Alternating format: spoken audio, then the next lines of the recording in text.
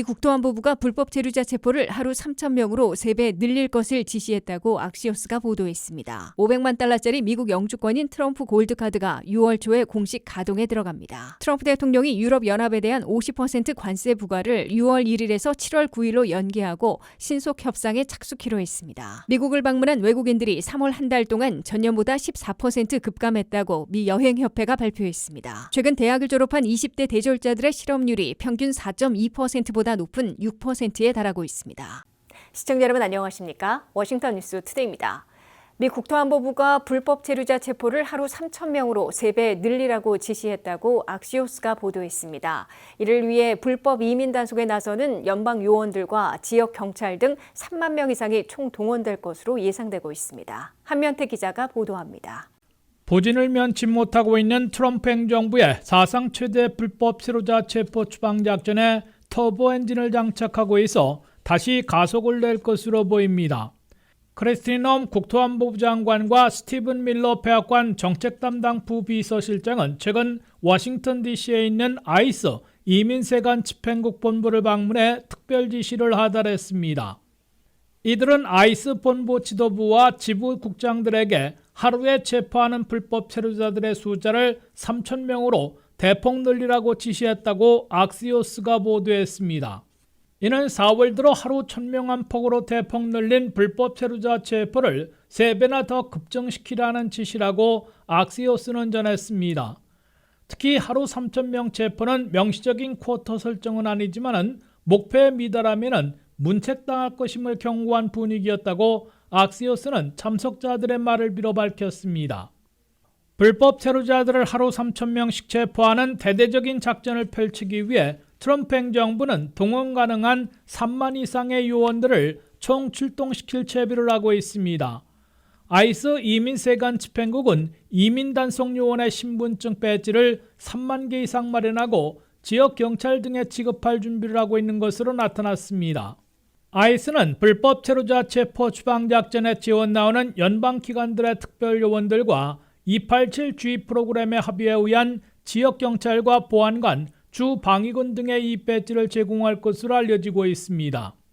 최근 들어 트럼프 행정부는 FBI 연방수사국 55개 지부들 가운데 25개 대도시 지부들에서 특별수사요원 2,000명에게 이민 단속만 전담하도록 조치한 바 있습니다. 이어 국경 체포자들의 급감함에 따라 국경 순찰대와 CBP 요원들 500명을 내부 이민 단속을 위해 아이스 지원에 나서도록 지시했습니다. 트럼프 행정부는 국토안보부가 국방부에 국가방위군 2만 명 이민 단속 투입을 요청해 놓고 있습니다. 미국 내 이민 단속을 전담하고 있는 아이스 요원들은 6,000명에 불과하지만 HSI 국토안보부 특별수사대 7,700명 등을 합하면 국토안보부 산하 자매 사법집행기관들에서만 근 2만 명이 동원되고 있습니다. 여기에 FBI와 ATF, DEA 마약단속국, 국세청 IRS-CI, 국무부 DSS 등 연방사법당국들에서 기관당 2,000명씩 10,000명 이상 이민단속에 동참하고 있습니다. 교대로 작전을 펼치더라도 상시적으로 불법 체류자 체포 추방작전에는 무려 최소 3만 명, 많게는 5만 명이나 총 출동하게 될 것으로 예고되고 있습니다. WKTV 뉴스 한면택입니다. 500만 달러를 내면 미국 영주권을 받을 수 있는 트럼프 골드카드가 6월 초에 공식 가동에 들어갑니다. 하워드 러트닉 상무장관은 트럼프카드.gov라는 정부 웹사이트를 일주일 안에 가동하고 초반 20만 명에게 500만 달러짜리 영주권을 판매해 1조 달러 투자 유치를 목표로 하고 있다고 밝혔습니다. 500만 달러짜리 미국 영주권인 트럼프 골드카드가 본격 판매에 돌입했습니다. 하워드 러트닉 연방상무장관은 트럼프 골드카드를 처리하는 정부 웹사이트를 일주일 안에 런칭할 것이라고 밝혀 6월 초 가동을 예고했습니다. 트럼프 골드카드를 접수받아 처리할 정부 웹사이트는 trumpcard.gov로 정해졌으며 일론 머스크의 도우지 팀이 개발해 현재 시험 가동하고 있습니다. 트럼프 카드.gov가 공식 가동되면 500만 달러를 투자해 미국 영주권을 받을 수 있는 트럼프 골드카드 비자에 대해 신청과 접수, 심사, 발급 등의 절차를 밟게 됩니다. 500만 달러 영주권을 희망하는 사람들은 이 웹사이트에서 등록한 후에 안내 절차에 따라 트럼프 골드카드 비자 신청서를 심사받고 승인 여부를 결정받게 됩니다. 러트닉 상무장관은 트럼프 골드카드 비자는 500만 달러를 투자하면 미국의 영주권을 받고 미국 시민권을 신청할 자격이 생긴다고 설명했습니다. 500만 달러 투자자는 특정 분야에 투자해 사업을 하고 일자리를 창출할 의무도 없다고 러트닉 상무장관은 설명했습니다. 오히려 해외 소득에 대한 면세 등 세제 혜택을 받게 된다고 러트닉 상무장관은 강조했습니다. 러트닉 상무장관은 트럼프 대통령의 중동 순방 때 트럼프 골드카드 비자를 500만 달러에 사고 싶다는 의사를 표시한 사람들이 많았다며 뜨거운 관심을 끌고 있다고 밝혔습니다. 이에 따라 러트닉 상무장관은 초반 20만 명에게 500만 달러짜리 영주권을 판매해 1조 달러를 투자받아 국가부채 감축에 사용하게 될 것이라고 강조했습니다.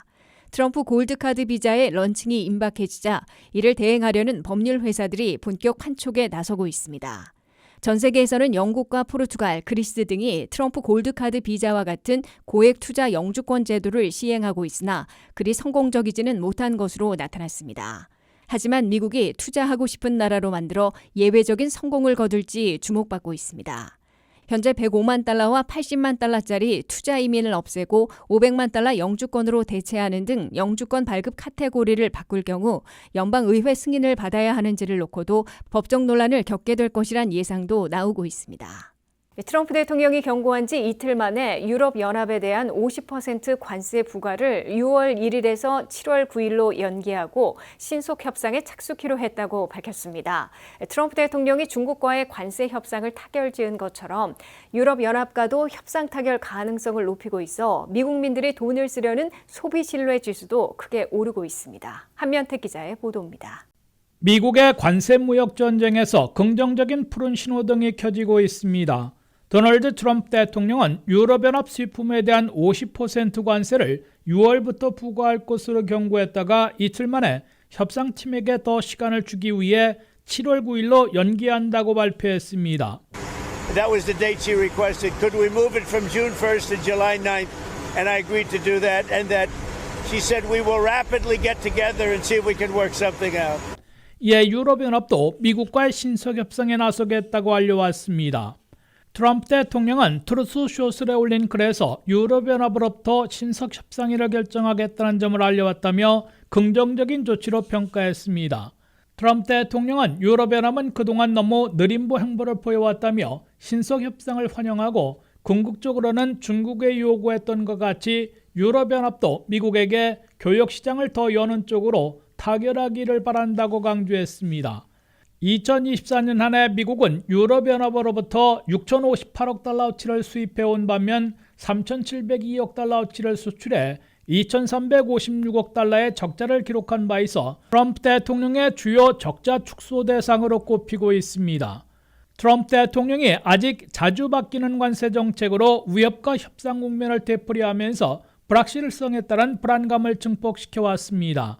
그러나 최근 들어 트럼프 대통령은 영국과의 첫 협상을 타결한 데 이어 5월 중순 중국과의 관세 무역 전쟁을 90일간 전격 휴전에 들어가는 등 협상 타결을 선호하고 있습니다. 한국과 일본 등 주요 교역 파트너들과의 상호 관세도 7월 초까지 90일간 유예되고 10%의 보편 관세만 물리고 있습니다. 관세 여파, 공급난을 일단 피해서인지 미국민들의 관세 불안도 크게 해소되고 있습니다. 미국민 소비자들이 앞으로 돈을 쓸 것인지를 보여주는 컨퍼런스 보드의 신뢰지수는 5월에 98로 꽁충 뛰었습니다. 4월에 86에서 12포인트 이상 급등해 정상인 100에 육박한 겁니다.